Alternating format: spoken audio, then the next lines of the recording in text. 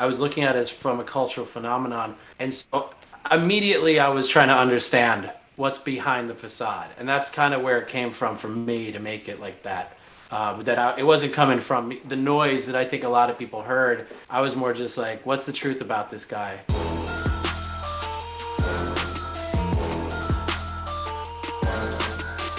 What's going on, everybody? I'm Patrick Cloud. I am joined by To Hear More. What's going on, sir? We have the pleasure of being joined by Mr. Vikram Gandhi, the director of the new Hulu documentary 6ix9ine, the saga of Danny Hernandez. First of all, thank you for being here, and congrats on the film. I actually just watched it, and it's very, very, very interesting. What are your thoughts about, like, it's finally out? I mean, I'm sure you've been sitting with it for a minute, but like, what are your first thoughts that this project is finally out for the world? Well, you were about to say it's actually pretty, and you didn't finish your sentence, but when you look at Twitter, the most common reaction is outrage and then sort of approval after that. So the word actually has been used over and over again. I've seen that come, one of probably the most popular response that I've seen online has been, it's actually pretty good. So really good to hear.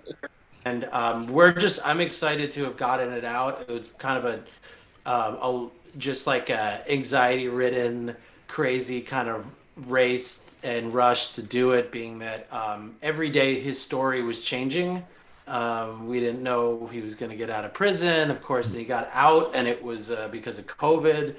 And now he's sort of disappeared. So you're kind of talking about making a film in a landscape that is constantly shifting, and that's a bit exhausting. Yeah, we're psyched that it's come out. We've gotten a really good response from people, and they've sort of taken a moment to think, okay, let me listen to what this story has to say. And so yeah, we're excited that it's out for the world. That's dope. Do you think that a lot of people who watched it, because hearing you say that there's been a lot of mixed reviews and people were like, yo, it's actually not that bad. Do you think the people who were watching it were going into it with a preconceived notion that because it's about him and all the controversy around him and all the trolling around him, that they weren't going to give it a fair shot? Like they were going into it with somewhat already biased. Oh yeah. I mean, this film is a taboo subject, if you just think about the reactions of a lot. I'm like really pleased that you guys are doing a story on it, because I think a lot of the hip hop world is canceled or decided to cancel on it. But I think the reality is 6ix9ine hasn't been canceled. The world is still, you go on Twitter, you're still seeing hundreds of conversations that have nothing to do with our movie about him.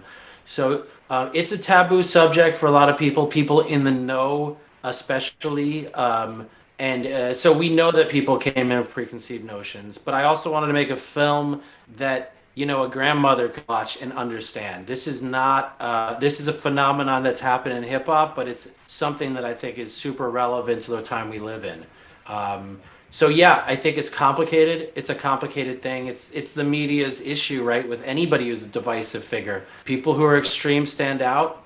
We elected a troll as our president, and now we're looking back and say, how the fuck did it happen? Because we couldn't get him out of our mouths, right? So I think there's a lot of similarities in that, and I think this is just film gives the story of the troll, the internet troll, almost like closure a little bit. And hopefully people who were following him and were confused about what was the story was about can understand from this film what really happened.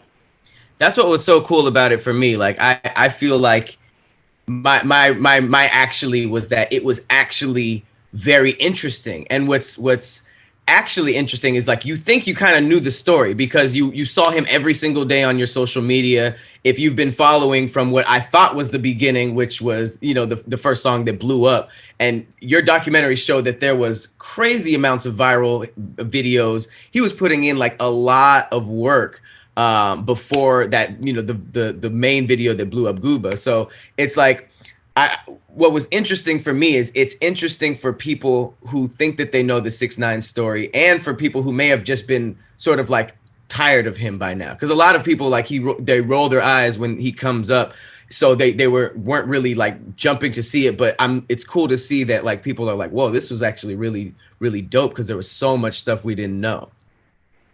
Yeah, I gotta tell you, part of the reason our film's like the way it is because when I discovered 6ix9ine, like the first thing that I thought was, and it was around the time where you were seeing all the violence come out. I was like, this kid there's something nuts about this kid. There's something ridiculous, and it almost seemed like a prank to me. So my mindset wasn't about being a fan or whether I liked his music or not. I mean, I'm into 90s hip hop. Like I'm coming from that angle. Like this just I didn't know what I wasn't looking at it from a music standpoint. I was looking at it as from a cultural phenomenon. And so immediately I was trying to understand what's behind the facade. And that's kind of where it came from for me to make it like that. It wasn't coming from the noise that I think a lot of people heard. I was more just like, what's the truth about this guy? And that's how that's how I went into the film. It's crazy. Like, how do you stay? Because you strike me as someone that's a purist, someone that grew up on hip hop, someone that grew up on the pillars, and you respect the hustle, and then you get someone like 6ix9ine, and with all the ignorance that I'm bearing because I haven't seen the film yet, but just from the outside looking in, you see someone that it seems like he doesn't respect the art. He doesn't respect the hustle. Is really just a mean of getting money. He doesn't care about the people that really look at this as a way out.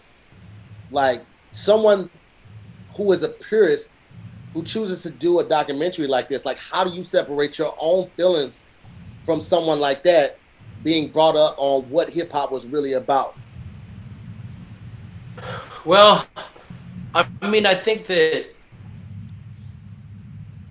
a lot of what's informed this, yes, comes from, being a fan of 90s hip hop and following from there. But a lot of it also comes from just being a journalist and having traveled the world. And, I've filmed with gangs. I've filmed with the leaders of gangs in Honduras. I've been in the prisons. I've met those guys, people who are murderers. I worked with Killer Mike on a show where we helped a set of the Crips start Cripicola and Blood Pop, like for a Netflix show. I have my experiences are carved out of not sort of the veneer of, oh, I'm a gangster or whatever, of just like looking at people as people.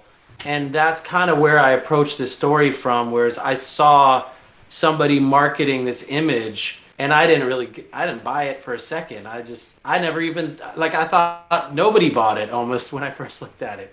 And when it comes to about whether he's a genuine hip hop artist, I mean, I kind of feel like it's a sort of a old man thing to say, oh, well, this isn't real music and these people don't really care about the art. I think but I do think we live in a time where the art form is about the persona and the image and the conversation, the gossip, and the drama around the artist, and a little bit less about the music. I mean, I was just thinking about, albums don't even really matter so much anymore. It's like, so I think we do live in that time, and it's something we're all grappling with. And I think the other thing is, I think that hip hop tells a story, kind of an American dream story. It always has, about like, at least the older kind of hip hop, about fame and fortune coming out of this struggle. And I think 6ix9ine was talking about that in the beginning, but I think him and a lot of other artists, they kind of lose that. Then it just becomes about the jewelry and the money and that image, and not the humanity behind it. And like, I lose the plot there. I don't really give a shit if somebody's flaunting money. I'm interested in those people telling their honest stories. And I just felt like at some point this Tekashi 6ix9ine story was hollow, and that's where it lost me when it comes to hip hop. Like, I wasn't learning anything about life growing up in Bushwick. That didn't come up. I wasn't learning about what it's like to be a gang member. I was learning about what it's like to be rich and famous and not give a shit about anything. That's where it loses me. And I think that's where it maybe loses a lot of people who are like, more old school hip hop heads. Now, real quick, Pat, I want to ask him this, just piggybacking off of that, because you're a journalist, and I'm sure, like you said, you've been around a lot of things like that, from gang members to drug dealers to rappers and things of that nature.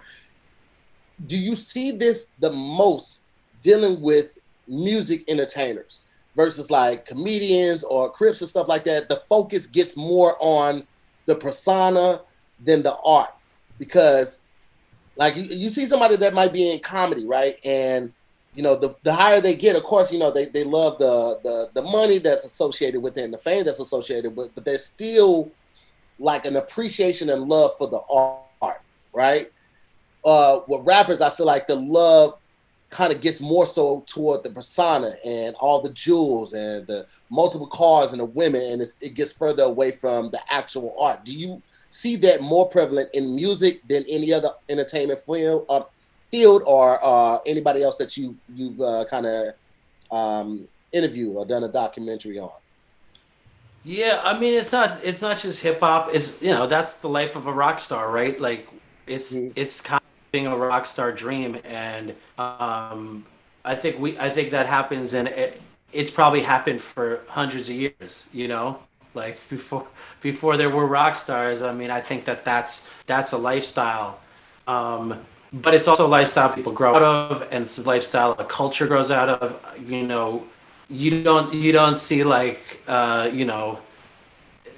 the flaw. I think that right now, I think with the internet, with social media, with the fact that hip hop is all about words being spoken, it's like the perfect medium to just flex in front of people, and that's kind of what it feels like a lot of music is these days. So I get that, but I think as far as the criminal persona, hey, when Wu-Tang was coming out with material, we were all living in this kung fu fantasy and then a gangster mafioso fantasy, and that's always been part of at least the hip hop I was from. So it grew up on. So it wasn't so different than like watching Goodfellas and then listening to like an album that had a lot of those tropes in it. It was just kind of telling a story in a different medium. So I'm not necessarily against the fact that there's all of this kind of mythology around criminal behavior, like I was attracted to as a young person. I just think that I think in this situation, you got a kid who wasn't a gangster, who didn't have to become a gangster, who had already signed to a billionaire's son, who very, very influential person, could have gotten his career, but he decided to take on that persona, and he decided to kind of exploit it, Mm-hmm. So I think that one of the best things that I liked about the documentary is how much like new things that I learned. Like, when you hear that all of the stuff was fake, like he wasn't, when it came out that he wasn't really ever affiliated with the Bloods, and all of that was orchestrated, and you figured out how much strategy went into this.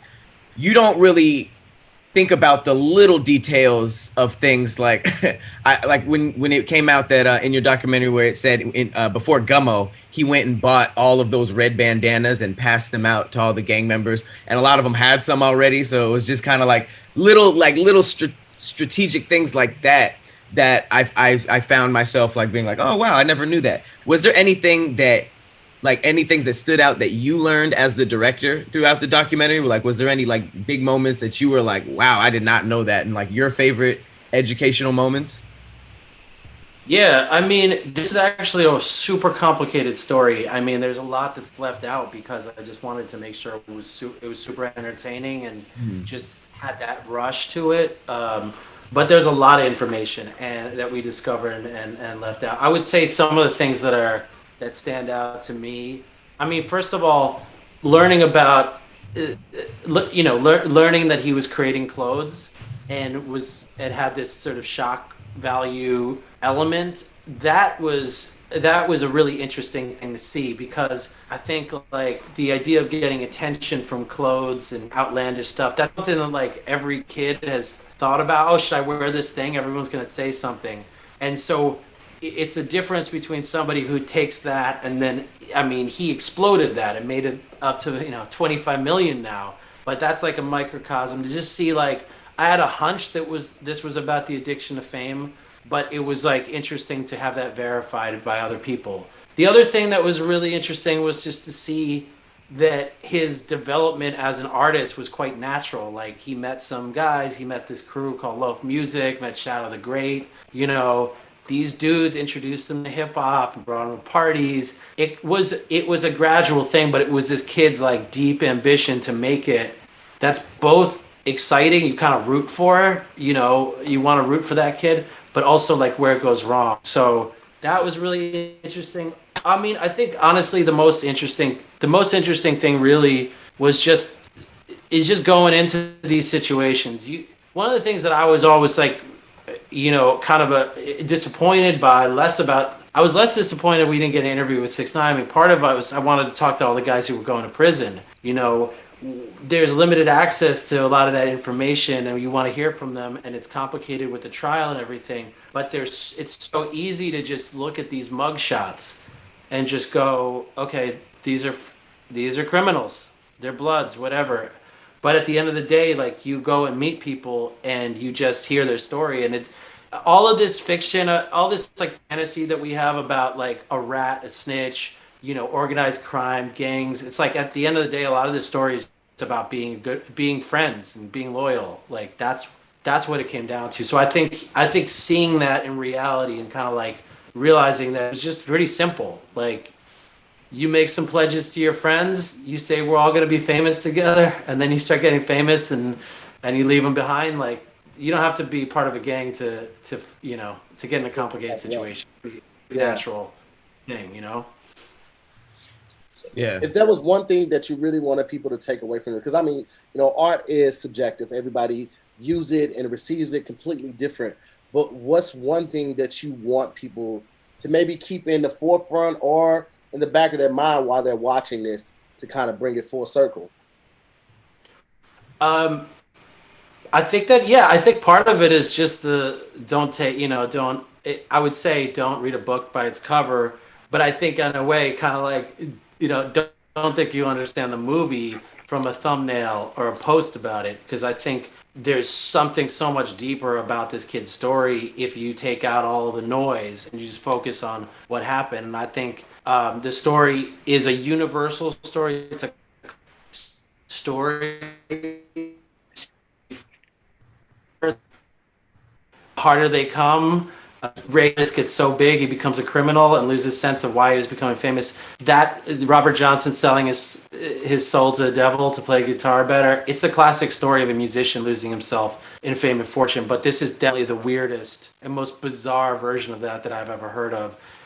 And so I think that I think people should just go into it with an open mind and try to imagine if this film isn't about necessarily giving him attention or trying to make him more famous. That's absolutely not the case. I think it's just a super important story that I think everybody should see to understand how social media affects our world. Ask the question of why are we so attracted to these extreme narcissistic people? Why is hip hop is so overwhelmed by attraction to violence as well? I mean, I think that's something. I think it's just a way of I mean, it's just like any story about a celebrity. We all created this guy. So now this is a moment of reflecting of like, why the fuck did we do that? I never thought of it like that. That is very true. It's just like, we made this. We made this. It's almost like the Frankenstein thing. But I wanted to talk about some of these characters that you got to meet. My favorite character that I'd never even saw with 6ix9ine throughout the whole thing was probably his driver. For everyone who hasn't seen the film, he's like, his driver's just this completely wholesome, like Latin dude from New York. And he's just like, I love his accent. He's just like, I'm just the driver. Like, what do we need all these guns for? Like, he's just like asking all these like the hard hitting questions. Was there any new any of all these characters that were surrounding Tekashi's life? Did any of them pop out? I know that like the biological dad was a very strange and weird moment too. Obviously the baby mama was her own character. Like, of all these people that you had to sit down with, what were like the standouts? Yo, there's so many interesting characters. First of all, it's just like a story of all of Danny's story is a story of like all of us who live in New York. Like, you can meet the street artist, and you can meet the gangster, and you can meet the driver just by living your life. And so it's this weird, all of these different degrees of Tekashi 6ix9ine. These people are all connected when they would just never be connected otherwise. So I think, as far as, I mean, one of the first people we interviewed was Chanel, from the Treyway crew. We hit her up. 6ix9ine told everyone that her childhood home, the Gummo house, was the center of the headquarters for the Bloods, which, we went over there. We met her mom, who was a former correctional officer facility, worker. You just see, like, you get the label of the aura of a gangster, and you hear it in court, and you go and meet the real people, and so I thought meeting all of them, everybody who lived there, Chanel, her mom, all of them were great characters. As her mom's the one who says, he never even knew what pie was. So I think they're great characters, and Jorge is amazing. We found him kind of late in the game. It's funny because we knew that he had spoken court, and I think that didn't dawn us how important his insight was, because he was there for everything. He was there for more crimes than maybe anyone else, because he was just the right hand man. So I think he's great. Honestly, what I found is that every single person, there's so many people here who are like mad cool, like, especially when we're going in there talking about this very triggering subject. Everybody felt a little screwed over. People liked him, they hated him. So, I mean, yeah, I think it's a really great crew of people and it really, like, an image of like what Brooklyn is in a way. It made me reconnect with a lot of parts of Brooklyn I hadn't been to in a really long time. Yeah, I don't know if that answers your question, but I think there's great characters in there throughout. Crazy, man.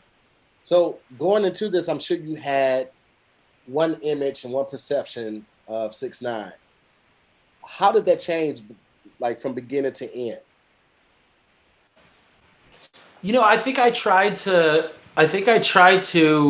my best to not put so much editorialization in the film, because so much of that urge to judge somebody to be good or bad, it happens naturally. We're always trying to figure out, oh, wait, so is he a fake or is he real? Is he bad or not real? Is he a gangster or not a gangster?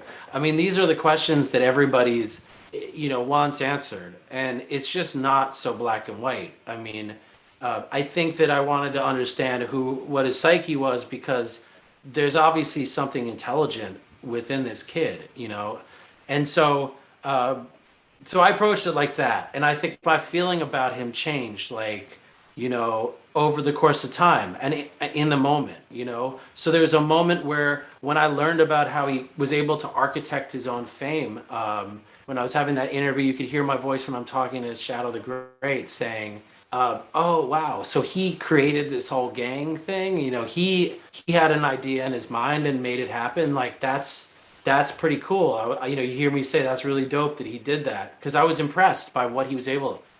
I came from a DIY background, and you see somebody who has very little resources as able to pull off the shit that he was pulling off when he was 16, 17, 18. It's really impressive. Like, what would that mind be doing if he grew up in a different situation? It just shows how the kid who works at the bodega, there's a big possibility he's a genius. It's just as much as the guy who has everything who grew up down the block. So I had an open mind about that, and I was impressed by a lot of things.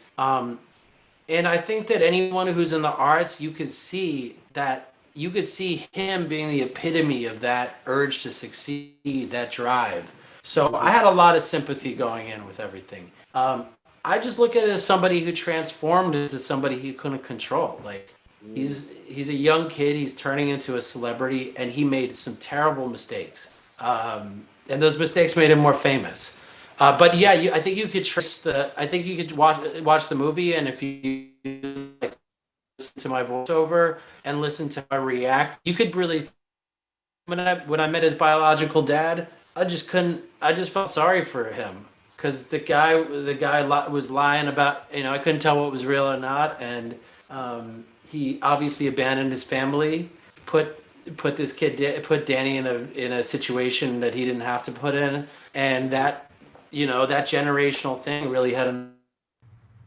And not in the film, the father says to us, he's like, "Oh, now the Bloods are after me. I have to be protected." And I was looking at like, dude, how did you make this shit about, Like, I was just like, this guy's like he was anybody. And then at the same time, pretty soon after that, Sarah says that he was beating her, since they first were together. And so you have these very inexcusable behavior and then sympathy. And that's what I think I had throughout it. That's how I approach every kind of situation I go into, with the open mind and sympathy, but also like, trying to get to the truth. Yeah, it was like an emotional roller coaster throughout it. Like, you didn't really know how to feel about him, because there are some parts, like you said, you'd be impressed. Like in the beginning, it was just like, oh, he has some really good work ethic. And then it's like there's huge disloyal moments, and you're just like, and then right when you're like, I kind of see why he did that, then it's just like, boom, he was abusive the whole time. It's just like, oh God, like you won't know how to feel at any point in the documentary. It's kind of cool. I will say that. Oh, my bad. What? I was just saying, yeah. I mean, I noticed that even on like, because I hadn't been on Twitter in 3 years until the film came out, to be honest. Like, so I'm like fascinated by watching the whole interaction, conversation around it. And a lot of people are like, "See, this kid's brilliant. He like every move was strategic, And then other people are like, he's just an asshole. He's using everyone." So I think that they're both probably true, right? Like, just different. You have to respect the hustle, but also like, what's underneath it? What's the core of it? That was unclear. Mm-hmm. You mentioned triggering questions, and I did want to ask one thing that, when all of this was happening, I was watching pretty closely to the Tekashi story. So a big thing when he went to prison and when he first spoke about snitching, his defenses were always the same. It was, going over everything that the gang did to him, and where was the loyalty towards him when it came down to it, and everybody's talking about his disloyalty towards them. And I feel like the one thing that wasn't really touched on was, and I wanted to ask if this was omitted or if this was on purpose, the relationship, or the alleged relationship, between Tekashi's baby mama and the Treyway gang while he was on tour or locked up. Was this something that you kind of just didn't want to ask her? Is this something she shut down? Did you just admit it on purpose? Like, how come that part was so big on the internet but not really in the documentary? I kind of feel like that's gossip, right? Like, is that a reason you beat a woman? Because they, I think that the crimes are not just that as a motivation is interesting, but I guess I didn't put so much weight into the reason that he beat Sarah, or the reason he put a whole crew of people into prison. Shotty's in jail for 15 years is, perhaps I just don't put as much weight on that. It sucks if that's true, if his best friend slept with his baby mama, but he was also cheating on his baby mama like the entire time. So I think it's true. I didn't put too much weight on whether that really mattered. And I think the other reason that it's not in the film is that at the end of the day, there isn't any proof. Nobody put up a tweet. 6ix9ine like said that he saw texts. There isn't any actual proof of anything. It's been denied. The majority of people around him don't believe it's true, don't know. And I think at the end of the day, I think it's just coming from a journalistic point of view. When we're talking about crimes, we're talking about criminal activity, attempted murder, infidelity.